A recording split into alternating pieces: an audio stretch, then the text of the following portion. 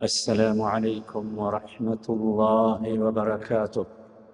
الحمد لله خير واهب وهاد، سبحانه من علينا بنعمة الأولاد، ونشهد أن لا إله إلا الله، ونشهد أن سيدنا ونبينا محمدا رسول الله صلى الله وسلم وبارك عليه وعلى آله وصحبه ومن اتبع هداه. أما بعد فأوصيكم عباد الله ونفسي بتقوى الله المنان. أعوذ بالله من الشيطان الرجيم. والذين يقولون ربنا هب لنا من أزواجنا وذرياتنا قرة أعين وجعلنا للمتقين إماما. സഹോദരങ്ങളെ, അല്ലാഹു സുബ്ഹാനഹു വ തആലയുടെ വിധിവിലക്കുകൾ ജീവിതത്തിൻ്റെ എല്ലാ ഭാഗങ്ങളിലും സൂക്ഷിച്ച് പാലിച്ച് അല്ലാഹുവിൻ്റെ സ്നേഹവും പൊരുത്തവും ഇഷ്ടവും ലഭിക്കുന്ന യഥാർത്ഥ സൗഭാഗ്യവാന്മാരിൽ ഉൾപ്പെടാൻ ആഗ്രഹിക്കുക, പരിശ്രമിക്കുക, പ്രാർത്ഥിക്കുക. സഹോദരങ്ങളെ, അപകടകരമായ ഒരാപത്ത് നമ്മുടെ സമൂഹത്തെ പിടികൂടിയിട്ടുണ്ട്. ഏറ്റവും ആക്ഷേപാർഹമായ ഒരു സ്വഭാവമാണത്. ലജ്ജാകരമായ ഒരു രീതിയാണത്. അത് വ്യക്തികളിലേക്ക് കടന്നു വന്ന് വ്യക്തികളുടെ മനോദാർഢ്യം ദുർബലപ്പെടുത്തുന്നതിലേക്ക് എത്തിച്ചേർന്നിരിക്കുന്നു. വ്യക്തികളിലൂടെ കുടുംബത്തിലേക്കെത്തി കുടുംബങ്ങളിൽ ശൈഥില്യമുണ്ടാക്കാൻ തുടങ്ങിയിരിക്കുന്നു. അത് മറ്റൊന്നുമല്ല, അൽ ഇഹ്മാൽ എന്നതാണ്. അവഗണന, അശ്രദ്ധ. എന്താണ് അശ്രദ്ധ എന്ന് പറയുന്നത്, അല്ലെങ്കിൽ അവഗണന എന്ന് പറയുന്നത്? നിർബന്ധമായി നാം നിർവഹിക്കേണ്ട കർമ്മങ്ങളെക്കുറിച്ച് നാം അശ്രദ്ധരായി തീരുകയാണ്. അനിവാര്യമായും ജീവിതത്തിൽ നിർവഹിക്കേണ്ട കാര്യങ്ങളെക്കുറിച്ച് നാം അലസത കാണിക്കുകയാണ്. ഉത്തരവാദിത്തങ്ങൾ ഏറ്റെടുക്കുന്നിടത്ത് നാം മടി കാണിക്കുകയാണ്. ഇതിലൂടെ സംഭവിക്കുന്നത് ജീവിതത്തിൽ ഏറ്റെടുക്കേണ്ട കാര്യങ്ങൾ ഏറ്റെടുക്കാതെ നാം പോകുന്നു. അത് മുഖേന അള്ളാഹുവിൻ്റെ കോപത്തിന് നാം പാത്രീഭൂതരാകുന്നു. അള്ളാഹു നമ്മോട് പറഞ്ഞത്, ഇന്നല്ലാഹ യഅ്മുറുക്കും അൻ തുഅദ്ദുൽ അമാനാതി ഇലാ അഹ്ലിഹാ. അള്ളാഹു അമാനത്തുകൾ അതിൻ്റെ അവകാശികൾക്ക് തിരിച്ചു കൊടുക്കണമെന്ന് നിർബന്ധമായും നിങ്ങളോട് കൽപ്പിക്കുന്നു. ഇവിടെയാണ് യഥാർത്ഥത്തിൽ നമ്മളൊക്കെ ഏറ്റെടുത്തിട്ടുള്ള അമാനത്ത്, ഉത്തരവാദിത്തം, ആ ഉത്തരവാദിത്തം നിർവഹിക്കാതെ അവഗണിച്ചു പോകുന്നതിനെ കുറിച്ച് നാം ജാഗരൂകരാകേണ്ടത്. സഹോദരങ്ങളെ, ഈ ഒരു അവഗണന കടന്നു വരുമ്പോൾ നമ്മുടെ ജീവിതം നശിക്കും, നമ്മുടെ കുടുംബം നശിക്കും. അതുകൊണ്ടാണ് പണ്ഡിതന്മാർ പറഞ്ഞത്, ഇഹ്മാലു സഅത്തിൻ യുഫ്സിദു ജുഹ്ദ സന. ഒരു ചെറിയ സമയത്തെ അശ്രദ്ധ അല്ലെങ്കിൽ അവഗണന ഒരുപക്ഷെ കൊല്ലങ്ങളോളം ഉള്ള അധ്വാനം നഷ്ടപ്പെടുത്തി കളയും. നമ്മളത് കണ്ടുകൊണ്ടിരിക്കുകയാണ്. നമ്മുടെ പുതിയ തലമുറക്ക് പ്രതിസന്ധികളെ തരണം ചെയ്യാനുള്ള കരുത്തില്ലാതെ പോകുന്നുണ്ട്. അത് ഈ അവഗണനയുടെ ഭാഗമായി അവരിലേക്ക് കടന്നു വന്ന രോഗമാണ്. ഈ അവഗണനയിൽ ഏറ്റവും ശക്തമായത്, ജീവിതത്തിൻ്റെ പല ഭാഗങ്ങളിലും ഇതുണ്ടെങ്കിലും ഏറ്റവും ശക്തമായത്, മാതാപിതാക്കൾ മക്കളെ അവഗണിക്കുന്നു എന്നതാണ്. ചുറ്റുഭാഗവും നാം കേട്ടുകൊണ്ടിരിക്കുന്ന വാർത്തകളും അനുഭവങ്ങളുമൊക്കെ അതാണ് ബോധ്യപ്പെടുത്തുന്നത്. സഹോദരങ്ങളെ, രക്ഷിതാക്കളെ നമ്മൾ അറിയണം. മക്കൾ എന്ന് പറയുന്നത് അള്ളാഹു നമ്മിലേൽപ്പിച്ച ഒരു അമാനത്താണ്. അൽ ഇബ്നു അമാനത്തുൻ ഇൻദ വാലിദൈഹി ഫഇൻ ഉവ്വിദ അൽ ഖൈറ വഉല്ലിമഹു നശഅ അലൈഹി വസഅദ ഫി ദുനിയ വൽ ആഖിറ. മക്കൾ എന്ന് പറയുന്നത് മാതാപിതാക്കളെ ഏൽപ്പിക്കപ്പെട്ട അമാനത്താണ്. നല്ല രീതിയിൽ ആ അമാനത്തിനെ കൈകാര്യം ചെയ്യുകയും നന്മ പഠിപ്പിക്കുകയും അതനുസരിച്ച് വളരുകയും ചെയ്താൽ ദുനിയാവിലും ആഖിറത്തിലും സൗഭാഗ്യമുണ്ടാകും. വകാന അബവാഹു ശുറകാഅഹു ഫീ അജ്രിഹി വസവാബിഹി. മാതാപിതാക്കൾക്ക് അതിനുള്ള പ്രതിഫലം കിട്ടും. വഇൻ ഉവ്വിദ അശ്ശർ വഉഹ്മിൽ ശഖിയ വകാന അൽ വിസ്റു ഫീ റഖബതി വാലിദൈഹി. നന്മക്ക് പകരം തിന്മയാണ് കുട്ടികളെ പഠിപ്പിക്കപ്പെടുന്നതെങ്കിൽ, ജീവിതത്തിൽ ശീലിപ്പിക്കപ്പെടുന്നതെങ്കിൽ, അങ്ങനെ നന്മയെക്കുറിച്ചുള്ള അശ്രദ്ധ കുട്ടിയിൽ വന്നാൽ വലിയ നിർഭാഗ്യവാന്മാരായി നാം മാറും. ഇതിന്റെ പാപഭാരം മാതാപിതാക്കളാണ് വഹിക്കേണ്ടി വരിക. സഹോദരങ്ങളെ, ശ്രദ്ധിക്കണം. ചില കാര്യങ്ങൾ, ചില ഏരിയകളിൽ പ്രത്യേകമായി നമ്മൾ ശ്രദ്ധിക്കണം. അതിലൊന്നാമത്തേത്, നാം ഓർക്കേണ്ട വളരെ പ്രധാനപ്പെട്ടത്, നമ്മുടെ മക്കളെക്കുറിച്ച് നമുക്ക് അവഗണന വന്നിട്ടുള്ളത് അള്ളാഹുവിനെ പരിചയപ്പെടുത്തുന്നിടത്ത് നമുക്ക് അബദ്ധം വന്നിട്ടുണ്ട്. അള്ളാഹുവിനെ കുറിച്ചുള്ള ബോധ്യം കുട്ടികൾക്കുണ്ടാകേണ്ടതുണ്ട്. ആ ബോധ്യം അള്ളാഹുവിൻ്റെ നാമങ്ങളിലൂടെ കിട്ടണം, അള്ളാഹുവിൻ്റെ വിശേഷണങ്ങളിലൂടെ കിട്ടണം. അള്ളാഹു ഈ പ്രപഞ്ചത്തിൽ വാരി വിതറിയിട്ടുള്ള അള്ളാഹുവിനെ കുറിച്ചുള്ള അടയാളങ്ങളിലൂടെ കിട്ടണം. അള്ളാഹു നമുക്ക് നൽകിയിട്ടുള്ള നിഅമത്തുകളിലൂടെ കിട്ടണം. ഇങ്ങനെ അള്ളാഹുവിനെ പരിചയപ്പെടുത്തണം. ഈ അള്ളാഹു കേവലം ഒരു പ്രതിമയല്ല, ഒരു സിമ്പിളല്ല. ഇത് നമുക്ക് ബോധ്യപ്പെടുത്താൻ കഴിയണം. ആദ്യം നമുക്ക് ബോധ്യമാകണം, നമ്മുടെ മക്കളെ ബോധ്യപ്പെടുത്തണം. അപ്പോൾ മാത്രമേ പ്രതിസന്ധികളുടെ മുമ്പിൽ അവർ തളരാതെ ഈ അള്ളാഹുവിൽ തവക്കുൽ ചെയ്യുകയുള്ളൂ. അവിടേക്കാണ് നമ്മൾ എത്തിക്കേണ്ടത്. വതവക്കൽ അലല്ലാഹ് വകഫാ ബില്ലാഹി വകീല. നമുക്ക് പറയാൻ കഴിയണം ഈ വാക്ക്. അള്ളാഹുവിൽ നീ തവക്കുൽ ചെയ്തോ, തവക്കുൽ ചെയ്താൽ അള്ളാഹു മതി നമുക്കെല്ലാറ്റിനും എന്ന്. പല സംഗതികളും ചുറ്റുഭാഗവുമുള്ള ജീവിതത്തിൽ നിന്ന് കുട്ടികൾ അനുഭവിക്കും. പ്രത്യേകിച്ചും പുതിയ തലമുറ നമുക്കറിയാം, അവർ കളർ ഷെയ്മിങ്ങിനെ കുറിച്ച് കേൾക്കുന്നു, ബോഡി ഷെയ്മിങ്ങിനെ കുറിച്ച് കേൾക്കുന്നു, കുടുംബത്തെക്കുറിച്ചുള്ള ആക്ഷേപങ്ങൾ കേൾക്കുന്നു. പാരൻസിനെ പറ്റി പോലും ചുറ്റുഭാഗവുമുള്ളവർ പലതരത്തിലുള്ള ആക്ഷേപങ്ങളും ഉന്നയിക്കുന്നത് അവർ കേൾക്കുന്നു. ഇത് സഹിക്കാൻ അവർക്ക് കഴിയുന്നില്ല. എന്തുകൊണ്ടെന്ന് ചോദിച്ചാൽ അള്ളാഹുവിനെ കുറിച്ചുള്ള ബോധ്യം അവർക്ക് കിട്ടിയില്ല. അവർ വിചാരിച്ചത് ഇത് തന്നെയാണ് ജീവിതം എന്നാണ്. എൻ്റെ ഈ ബോഡിയാണ് ജീവിതം, എൻ്റെ കളറാണ് ജീവിതം, എൻ്റെ കുടുംബമാണ് ജീവിതം, എൻ്റെ തറവാടാണ് ജീവിതം എന്ന് വിചാരിച്ച് വെക്കുന്നവർക്ക് താങ്ങാൻ സാധിക്കുകയില്ല. അതുകൊണ്ട് അള്ളാഹു പരിചയപ്പെടുത്തപ്പെടണം, അള്ളാഹുവിനെ കുറിച്ചുള്ള സംസാരം ഉണ്ടാകണം. രണ്ടാമതായി സഹോദരങ്ങളെ, ഒരിക്കലും അവഗണന വരാതെ നാം സൂക്ഷിക്കേണ്ട ഭാഗം, കുട്ടികളിൽ ബോധ്യപ്പെടുത്തേണ്ട കാര്യം, ഈ അള്ളാഹുവും മനുഷ്യരുമായുള്ള ബന്ധം സിലത്ത് സ്ഥാപിക്കാൻ വേണ്ടി അള്ളാഹു നമുക്ക് സ്വലാത്തിനെ തന്നിട്ടുണ്ട്. അസ്സലാ, അത് പ്രധാനമാണ്. വഅ്മുർ അഹ്ലക ബിസ്സലാ വസ്തബിർ അലൈഹാ. സ്വലാത്ത് എന്നത് ചടങ്ങായി മാറിയിരിക്കുന്നു. അല്ലെങ്കിൽ നമസ്കാരം എന്ന് പേരിട്ട് അത് ചില പ്രക്രിയകളാക്കി മാറ്റിയിരിക്കുന്നു. അള്ളാഹു കൽപ്പിക്കുന്നത് വഅ്മുർ അഹ്ലക ബിസ്സലാ, നിന്റെ കുടുംബത്തോട് നീ സ്വലാത്തിനെ കുറിച്ച് കൽപ്പിക്കണം.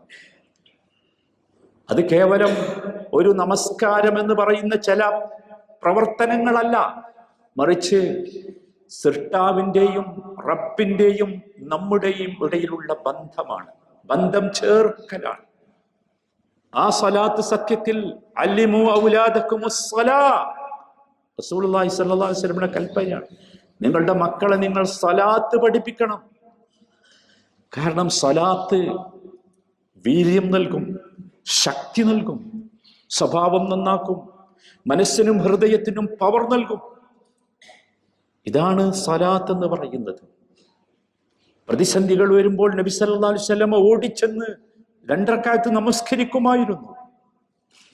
പ്രയാസങ്ങളുടെ മുമ്പിൽ, പ്രതിസന്ധികളുടെ മുമ്പിൽ തളരാതെ അള്ളാഹുവിലേക്ക് ഓടിച്ചെന്ന് ആ സിലത്ത് സ്ഥാപിക്കുവാൻ, ആ ബന്ധം സ്ഥാപിക്കുവാൻ നമ്മൾ മക്കളെ പഠിപ്പിക്കണം. സലാത്തിന്റെ കേവല ബാഹ്യമായ ഭാഗങ്ങൾ മാത്രം പഠിപ്പിച്ചാൽ പോരാ. എങ്ങനെ നമസ്കാരം ശരിയാകും, എങ്ങനെ നമസ്കാരം ശരിയാവുകയില്ല, എങ്ങനെയാണ് വുളൂ ചെയ്യേണ്ടത്, ഇതൊന്നും മാത്രം പോരാ. മറിച്ച് സ്വലാത്ത് എന്ന് പറയുന്നത് ഒരു കേവല ചടങ്ങല്ല എന്നും ആ ചടങ്ങിനപ്പുറം സ്വലാത്തിനൊരാഴമുണ്ട് എന്നും പഠിപ്പിക്കപ്പെടണം. ആ സ്വലാത്തിന് വേണ്ടി കുട്ടികളെ നമ്മുടെ കൂടെ നാം കൂട്ടണം. ഒരുപക്ഷെ കുട്ടികളെ നിരന്തരം ഓർമ്മിപ്പിക്കേണ്ടി വരും, ഓർമ്മിപ്പിക്കണം. എന്നാണോ എൻ്റെ മകൻ, എൻ്റെ മകൾ ആ സ്വലാത്ത് കൃത്യമായി നിർവഹിക്കുന്നത്, നമ്മുടെ കണ്ണുകൊണ്ട് നാം കാണുന്നത്, അനുഭവിക്കുന്നത്, അതുവരെ ഇത് നിർവഹിച്ചു കൊണ്ടിരിക്കണം. ഉമർ ഇബ്നുൽ ഖത്താബ് റളിയല്ലാഹു അൻഹു പറയുമായിരുന്നു, ഇന്ന അഹമ്മ അംരിക്കും ഇൻദി അസ്സലാ, എൻ്റെ അടുത്ത് ഏറ്റവും പ്രധാനമായ പ്രവർത്തനം സ്വലാത്ത. ഫമൻ ഹഫിളഹ വഹഫള അലൈഹ ഹഫിള ദീന, അത് ശ്രദ്ധിക്കുകയും അതിനെ യഥാവിധി പരിപാലിക്കുകയും ചെയ്താൽ അവൻ അവന്റെ ദീനിനെ സംരക്ഷിച്ചു. വമൻ ضيعഹ ഫഹുവ ലിമാ സിവാഹ അദ്യ, അതവൻ പാഴാക്കിയാൽ അതല്ലാത്തതൊക്കെയും അവൻ പാഴാക്കുകയും ചെയ്യും. മറ്റുള്ള എല്ലാം പാഴായി പോകും. സ്വലാത്ത് പാഴായി പോയാൽ, നശിച്ചു പോയാൽ. ഇത് ശ്രദ്ധിക്കണം സഹോദരങ്ങളെ. മൂന്നാമത്തേത് സഹോദരങ്ങളെ, മൂന്നാമതായി നമുക്ക് അവഗണന വന്നിട്ടുള്ളതും നാം ശ്രദ്ധിക്കേണ്ടതുമായ കാര്യം ഈ അള്ളാഹുവിൻ്റെ സംസാരത്തെക്കുറിച്ചുള്ള കാര്യമാണ്. അള്ളാഹുവിൻ്റെ സംസാരമാണല്ലോ പരിശുദ്ധ ഖുർആൻ. ആ ഖുർആനുമായി നമ്മുടെ മക്കളെ ബന്ധപ്പെടുത്തണം. ആ ഖുർആനിന്റെ ഭാഷയായ അറബി ഭാഷയുമായി ബന്ധപ്പെടുത്തണം. ബിലിസാനിൻ അറബിയ്യിൻ മുബീൻ, ശുദ്ധമായ അറബി ഭാഷയിലാണ് ഖുർആൻ ഉള്ളത്. നമുക്കറിയാം, നമ്മളൊക്കെ നമ്മുടെ കുട്ടികളുടെ ഭൗതിക വിദ്യാഭ്യാസത്തെക്കുറിച്ച് വളരെ ജാഗരൂകരാണ്. ഒരുപാട് പണം ചെലവഴിക്കുന്നു, ഒരുപാട് അധ്വാനിക്കുന്നു, അല്ലേ? ആലോചിച്ച് നോക്കൂ സഹോദരങ്ങളെ, എത്ര പേരുണ്ട് നമ്മുടെ കൂട്ടത്തിൽ ഖുർആൻ എൻ്റെ മക്കളെ പഠിപ്പിക്കണം എന്ന് വിചാരിക്കുന്നവർ, ഖുർആനിന്റെ ഭാഷയായ അറബി ഭാഷ എൻ്റെ കുട്ടികൾക്ക് കിട്ടണം എന്ന് വിചാരിക്കുന്നവർ എത്രയുണ്ട്. നമ്മൾ ഓർക്കണം, ഷെയ്ഖ് മുഹമ്മദ് അദ്ദേഹം സാധാരണ പറയാറുണ്ട്, ലുഗത്തുനൽ അറബിയ്യ ഖിമ്മത്തുൻ ഫിൽ ജമാൽ. നമ്മുടെ അറബി ഭാഷ എന്ന് പറയുന്നത് സൗന്ദര്യത്തിന്റെ ഏറ്റവും ഉന്നതിയിൽ നിൽക്കുന്ന ഭാഷയാണ്. വഖിമ്മത്തുൻ ഫിൽ ഇത്തിസാഇ വശുമൂൽ, എല്ലാം ഉൾക്കൊള്ളാൻ കഴിയുന്ന ഏറ്റവും മനോഹരമായ ഭാഷയാണ്. വഖിമ്മത്തുൻ ഫീ കൗനിഹാ വിആഅൻ ലിൽ ഹദാറ, എല്ലാ സിവിലൈസേഷനും ഉൾക്കൊള്ളാവുന്ന കടുപ്പമുള്ള ശക്തിയുള്ള ഭാഷയാണ്. ഈ ഭാഷയും ഈ ഭാഷയിലുള്ള ഖുർആനും സഹോദരങ്ങളെ നമ്മൾ ശ്രദ്ധിക്കണം. ആ ഖുർആൻ കൊണ്ട് മാത്രമാണ് അള്ളാഹുവിൻ്റെ സംസാരം കേൾക്കാൻ കഴിയൂ. ആ ഖുർആനിലൂടെ നമ്മുടെ മക്കൾ അള്ളാഹുവിൻ്റെ വർത്തമാനം കേൾക്കണം. ആ ഖുർആൻ നമുക്ക് ബർക്കത്താകണം. ആ ഖുർആൻ ഹൃദയത്തിനകത്ത് കയറിയാൽ അവിടെ പിന്നെ യാതൊരു അസ്വസ്ഥതക്കും സ്ഥാനമില്ല. നാലാമതായി ശ്രദ്ധിക്കേണ്ടത് സഹോദരങ്ങളെ, ഇപ്പോൾ അവഗണന നേരിട്ടുകൊണ്ടിരിക്കുന്ന ഏറ്റവും വലിയ വിഷയം, നമ്മുടെ സമയത്തെക്കുറിച്ചും ജീവിതത്തെക്കുറിച്ചുമുള്ള ബോധ്യം മക്കളെ പറഞ്ഞ് പഠിപ്പിച്ചു കൊടുക്കണം. നമുക്കറിയാം, ഇന്ന് നമ്മുടെ മക്കൾ ഏറ്റവും കൂടുതൽ സമയം ചെലവഴിക്കുന്നത് ഇലക്ട്രോണിക് ഡിവൈസുകളുടെ മുമ്പിലാണ്. നമ്മൾ വാങ്ങിക്കൊടുത്തതാ,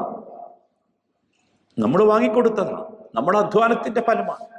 ഏറ്റവും കൂടുതൽ സമയം നിങ്ങൾ ആലോചിച്ച് നോക്കൂ, സ്ക്രീൻ ടൈമാണ് ഏറ്റവും കൂടുതൽ വലിയ സമയം. നമ്മൾ ഓർക്കണം സഹോദരങ്ങളെ, ഒരു കൺട്രോളും ഇല്ലാതെ, ഒരു രക്ഷിതാക്കളുടെ സൂപ്പർവിഷനും ഇല്ലാതെ ഇത്തരം ഡിവൈസുകളുടെ മുമ്പിൽ അവരെ വിട്ടേക്കരുത്. അതുപോലെ സംഭവിക്കുന്നത് അവരോടുമായുള്ള രക്ഷിതാക്കളുടെ ബന്ധം ദുർബലമാകും. അവരുടെ വ്യക്തിത്വം, പേഴ്സണാലിറ്റി നശിച്ചു പോകും. കുടുംബവുമായുള്ള അവരുടെ ഇഴകിച്ചേരൽ ഇല്ലാതെയായിത്തീരും. സർവോപരി സമൂഹത്തിലുള്ള എല്ലാവരോടും ഒരു തരം വിരോധം അവർക്ക് വരും. ഇത് ശ്രദ്ധിക്കേണ്ടതാണ്, വളരെ ഗൗരവമുള്ള സംഗതി. ഒരിക്കലും അവരുടെ പ്രായത്തിന് പറ്റാത്ത രീതിയിലുള്ള ഒരു പ്രോഗ്രാം അല്ലെങ്കിൽ ഒരു കാര്യം ഡിവൈസുകളിലൂടെ അവർ പഠിക്കുന്ന ഒരവസ്ഥ ഉണ്ടാകരുത്. അത് മുഖേന അവരുടെ സ്വഭാവ ഗുണം നഷ്ടപ്പെടും. റബ്ബിന് അവരോട് കോപമുണ്ടാകും. അതുകൊണ്ട് ശ്രദ്ധിക്കണം, എല്ലാവരും ശ്രദ്ധിക്കണം. നമുക്ക് കിട്ടേണ്ടത് ഈ ഡിവൈസുകളിലൂടെയൊക്കെ അവരുടെ ബുദ്ധിക്ക് വികാസമുണ്ടാകുന്ന, അവരുടെ ശരീരത്തിന് ആരോഗ്യമുണ്ടാകുന്ന, അവരുടെ മനസ്സിന് ശക്തി പകരുന്ന, അവരുടെ ഹൃദയത്തെ നന്നാക്കുന്ന, അവരുടെ ദീൻ വളർത്തുന്ന കാര്യങ്ങളായിരിക്കണം. ഇത് ഗൗരവമുള്ളതാണ്. അഞ്ചാമതായി ശ്രദ്ധിക്കേണ്ടത്, പ്രിയപ്പെട്ട സഹോദരങ്ങളെ, നല്ല ഫ്രണ്ട്സിനെ അവർക്ക് തിരഞ്ഞെടുത്തു കൊടുക്കാൻ നമുക്ക് സാധിക്കണം. നല്ല സ്നേഹിതന്മാരാകണം മക്കൾക്ക്. എൻ്റെ മക്കളുടെ സ്നേഹിതന്മാരാരാണ് എന്ന് ഞാൻ അറിയണം. അല്ലെങ്കിൽ ഇന്ന് നമുക്കറിയാം, ഈ കൂട്ടുകെട്ടിലൂടെയാണ് ഒരുപാട് മോശമായ ചിന്താഗതികൾ നമ്മുടെ മക്കളിലേക്ക് കടന്നു വരുന്നത്. നിങ്ങൾ ആലോചിച്ച് നോക്കൂ. നിരീശ്വരവാദങ്ങളിലേക്ക്, നിർമ്മതവാദങ്ങളിലേക്ക് നമ്മുടെ കുട്ടികൾ എത്തുകയാണ്. എങ്ങനെ? ഈ ഫ്രണ്ട്ഷിപ്പിലൂടെയാണ്. നബി സല്ലല്ലാഹു അലൈഹി വസല്ലം പറഞ്ഞു, അർറജുലു അലാ ദീനി ഖലീലി. ഒരു മനുഷ്യനെ മനസ്സിലാക്കേണ്ടത് അയാളുടെ ക്ലോസ് ഫ്രണ്ട് ആരാന്ന് നോക്കിയിട്ടാ. ഫല്യൻദുർ അഹദുക്കും മൻ യുഖാലിൽ. നിങ്ങൾ ചിന്തിക്കേണ്ടത്, ആലോചിക്കേണ്ടത്, നോക്കേണ്ടത് അവന്റെ ക്ലോസ് ഫ്രണ്ട് ആരാ എന്നാണ്. അടുത്ത സുഹൃത്ത് ആരാണ്? സഹോദരങ്ങളെ, ഈ കാര്യങ്ങൾ ശ്രദ്ധിക്കണം.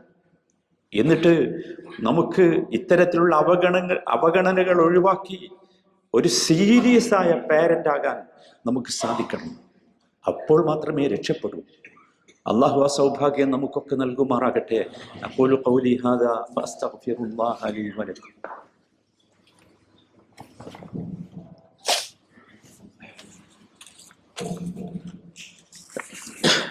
അൽഹംദുലില്ലാഹി ഹഖ്ഖ ഹംദിഹി വസ്സലാത്തു വസ്സലാമു അലാ സയ്യിദിനാ മുഹമ്മദ് നബിയ്യിഹി വഅബ്ദിഹി വഅലാ ആലിഹി വസഹ്ബിഹി വമൻ തബിഅ ഹദിയഹു മിൻ ബഅദി.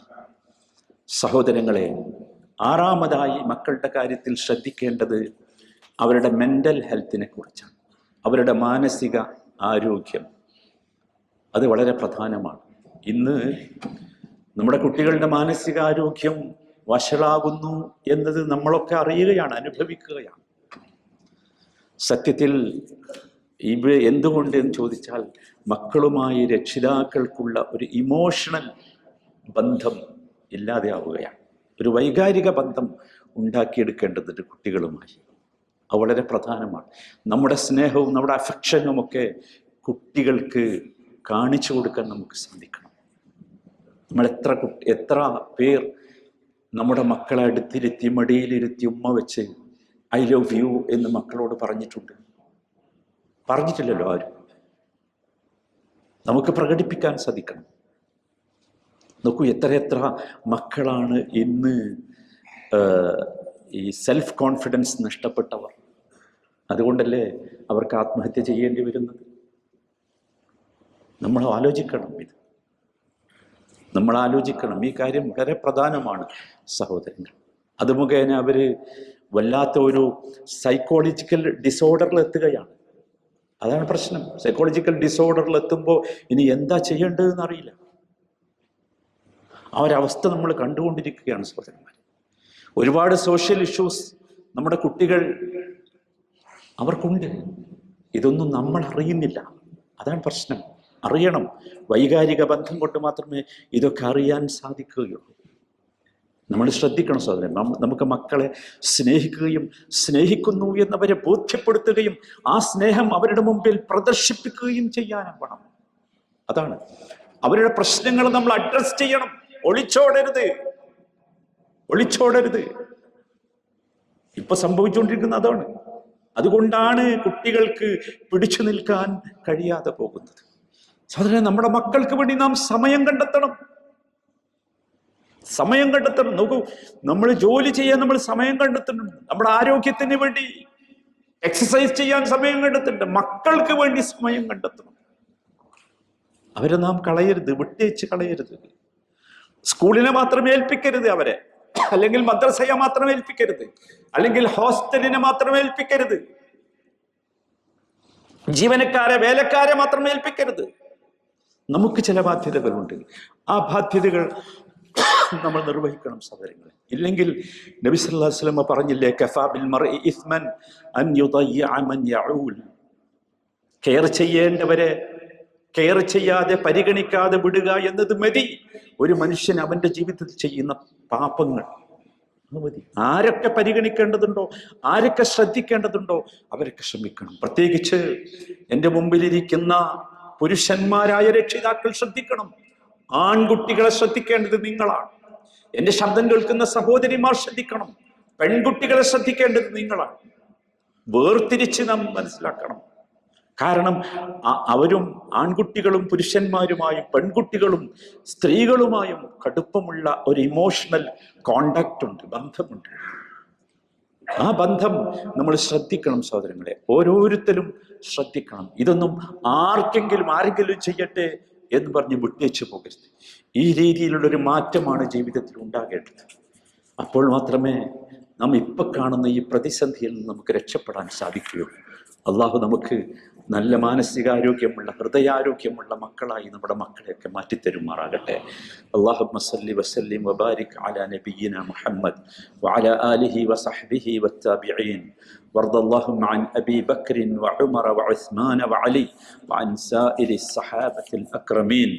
اللهم اجعلنا بك مؤمنين ولك عابدين وإليك منيبين وبأبنائنا مهتمين وبوالدينا بارين وارحمهم كما ربونا صغارا يا أرحم الراحمين. اللهم أدم على دولة الإمارات الاستقرار والرقي والازدهار، وأتم اللهم العافية علينا، وبارك لنا في أرزاقنا وأزواجنا وذرياتنا يا رب العالمين. اللهم وفق رئيس الدولة الشيخ محمد بن زايد ونوابه وولي عهده الأمين، والشيخ محمد بن راشد وولي عهده ونوابه وإخوانه حكام الإمارات وأولياء عهودهم لكل خير. اللهم ارحم الشيخ زايد والشيخ راشد والقادة المؤسسين، الشيخ مكتوم والشيخ خليفة والشيخ حمدان وشيوخ الإمارات الذين انتقلوا إلى رحمتك يا رب العالمين. اللهم اغفر للمؤمنين والمؤمنات والمسلمين والمسلمات الأحياء منهم والأموات، إنك مجيب الدعوات يا قاضي الحاجات. اللهم اسقنا الغيث ولا تجعلنا من القانطين. اللهم اسقنا الغيث ولا تجعلنا من القانطين. اللهم اسقنا الغيث ولا تجعلنا من القانتين. ربنا آتنا في الدنيا حسنة وفي الآخرة حسنة وقنا عذاب النار. وصلى الله وسلم على سيد المرسلين وعلى آله وصحبه أجمعين، والحمد لله رب العالمين.